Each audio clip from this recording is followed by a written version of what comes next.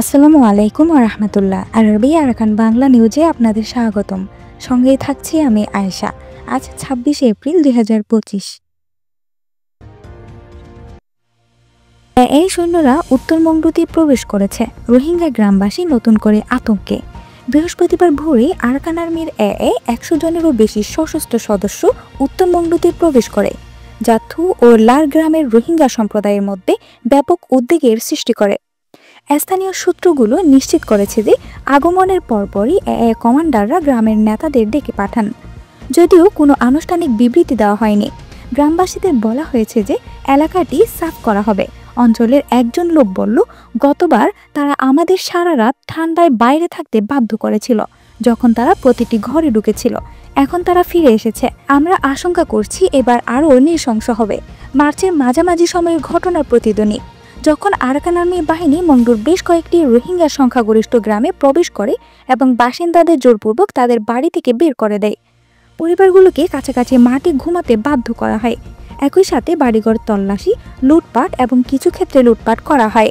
এই মাসের শুরুতে কাছের একটি গ্রাম থেকে পালিয়ে আসা একজন রোহিঙ্গা স্কুল শিক্ষক বলেন, তারা যেভাবে চলাচল করছে তাতে মনে হচ্ছে তারা এখানকার জনসংখ্যা কাঠামো পরিবর্তন করতে চায়। উত্তর রাখাইনে রাজনৈতিক আধিপত্য প্রতিষ্ঠা করতে চাইছে এবং ধীরে ধীরে রোহিঙ্গা সম্প্রদায়কে বিচ্ছিন্ন অঞ্চলে বা সীমান্তের ওপারে ঠেলে দিচ্ছে। আন্তর্জাতিক পর্যবেক্ষণের জন্য জরুরি আবেদন। সম্প্রদায়ের নেতারা এবং সুশীল সমাজের নেতারা এখন মানবিক সংস্থা ও জাতিসংঘের সংস্থাগুলিকে ব্যাপক বাস্তুচ্যুতি রোধে পরিস্থিতি অবিলম্বে পর্যবেক্ষণ করার আহ্বান জানাচ্ছেন। যদি বাইরে থেকে কোনো চাপ না থাকে তাহলে তারা তাদের পরিকল্পনা নিয়ে এগিয়ে যাবে। আমাদের প্রয়োজন বিশ্ব এখনই এটি দেখুক, আমরা চলে যাওয়ার পরে নয়। থু ও লার অঞ্চলের একজন যুবক বলেন, আমরা যোদ্ধা নই, আমরা কৃষক এবং ছাত্র, কিন্তু আমাদের নিজস্ব জমিতে আমাদের সাথে শত্রুর মতো আচরণ করা হয়। বিশ্বের মনোযোগ অন্যদিকে সরে যাওয়ার সাথে সাথে উত্তর মংডুর রোহিঙ্গা পরিবারগুলি এখন ভয় এবং অনিশ্চয়তার আরেকটি অধ্যায়ের মুখোমুখি। নিরাপত্তা এবং বেঁচে থাকার মধ্যে আটকা পড়েছে।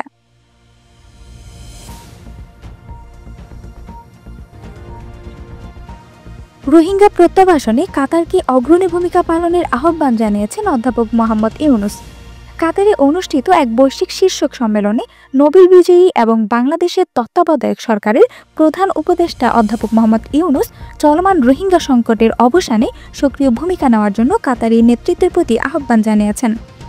উপসাগরীয় রাষ্ট্রটিকে মুসলিম বিশ্বে তার প্রভাব ব্যবহার করতে এবং বাস্তুচ্যুত রোহিঙ্গাদের নিরাপদ প্রত্যাবাসন নিশ্চিত করতে মিয়ানমারের উপর চাপ প্রয়োগের আহ্বান জানিয়েছেন। দোহায় আর্থনা শীর্ষ সম্মেলনে এক উচ্চ পর্যায়ের গোল টেবিল বৈঠকে বক্তব্য রাখতে গিয়ে অধ্যাপক ইউনুস বলেন, আর কোনো বিলম্ব ছাড়াই রোহিঙ্গাদের প্রত্যাবাসন শুরু করার জন্য মিয়ানমারের উপর চাপ সৃষ্টি করতে কাতার তার সদিচ্ছা ব্যবহার করতে পারে। জোরপূর্বক বাস্তুচ্যুত জনগোষ্ঠীর সামাজিক ও পরিবেশগত চ্যালেঞ্জ, রোহিঙ্গাদের ঘটনা শীর্ষক এই আলোচনাটি কাতার ফাউন্ডেশনের সিও এবং কাতারের আমিরের বোন শেখা হিন্দ বিনতে হামাদ আলী থানি যৌথভাবে আয়োজিত করেন। প্রফেসর ইউনুস বাংলাদেশের রোহিঙ্গা শিবিরের অবস্থার অবনতি নিয়ে উদ্বেগ প্রকাশ করেন, যেখানে মিয়ানমারে গণহত্যার শিকার হয়ে পালিয়ে আসার পর থেকে ১৩ লক্ষেরও বেশি রোহিঙ্গা দীর্ঘকাল ধরে নির্বাসনে রয়েছেন। তিনি অপরাধ, পাচার এবং সমুদ্রপথে পালানোর প্রচেষ্টা বৃদ্ধিকে হতাশার গভীর লক্ষণ হিসেবে উল্লেখ করেন। যদি সমস্যাটি আরও অব্যাহত থাকে তাহলে এটি সমগ্র অঞ্চলের নিরাপত্তা ও স্থিতিশীলতার উপর প্রভাব ফেলতে পারে এবং উন্নয়ন উদ্যোগগুলিকে বিপন্ন করতে পারে, তিনি সতর্ক করে বলেন। তিনি আন্তর্জাতিক সম্প্রদায়কে মুখ ফিরিয়ে না নেওয়ার আহ্বান জানিয়ে বলেন, রোহিঙ্গা সংকট এখনও জরুরি বৈশ্বিক মনোযোগ এবং ন্যায় বিচারের দাবি রাখে।